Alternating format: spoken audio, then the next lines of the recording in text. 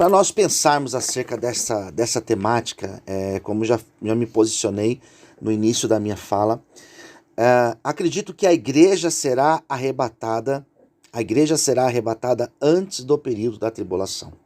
Nós temos alguns textos que vão nos ajudar a corroborar essa ideia. Nós temos o Evangelho segundo escreveu Mateus, nós temos textos paulinos que vão tratar dessa temática, nós temos textos de João, textos joaninos que tratam acerca dessa temática, e nós temos o texto de Pedro também que fala acerca deste assunto. Ao falarmos dos textos joaninos, eu acredito que o mais clássico, o mais falado foi um que já foi citado aqui, que está em Apocalipse, no capítulo de número 3, no versículo de número 10, dizendo que a igreja, ela será guardada no período da tribulação. Uma das argumentações daqueles que acreditam que a igreja passará pelo período de tribulação é o argumento de que a igreja, os homens de Deus, as mulheres de Deus, o povo de Deus, nunca foi poupado de passar por tribulações. Isso é fato. Mas quando nós estamos falando do período de grande tribulação, citado lá no Evangelho segundo escreveu Mateus, pelo próprio Jesus, e nos outros argumentos também, como de Paulo, como de Pedro e de João, todos eles citam o período da grande tribulação como um período, como uma fase que jamais se viu algo semelhante.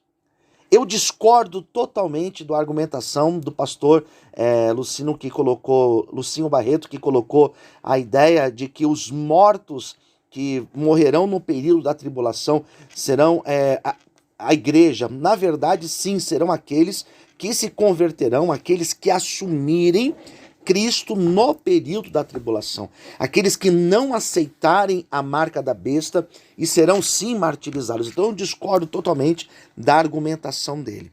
Bom, nós temos outros textos que eu preciso citá-los, que é o texto de Tessalonicenses, texto paulino, capítulo de número 1, e o versículo de número 10 vai dizer o seguinte: e esperardes dos céus a seu Filho, a quem ele ressuscitou dentre os mortos, a saber, Jesus, que nos livra da ira vindoura. Quando o texto coloca a noção de ira vindoura, esse texto está assim falando acerca do período chamado período da grande tribulação.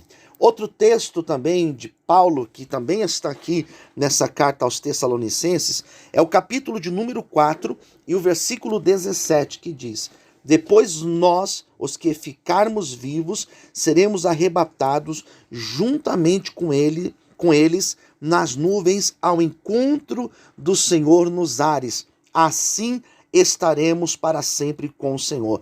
Esse arrebatamento que é citado aqui em 1 Tessalonicenses, no capítulo de número 4, nós também compreendemos que será antes dessa ira vindoura, antes do período conhecido como o período da grande tribulação.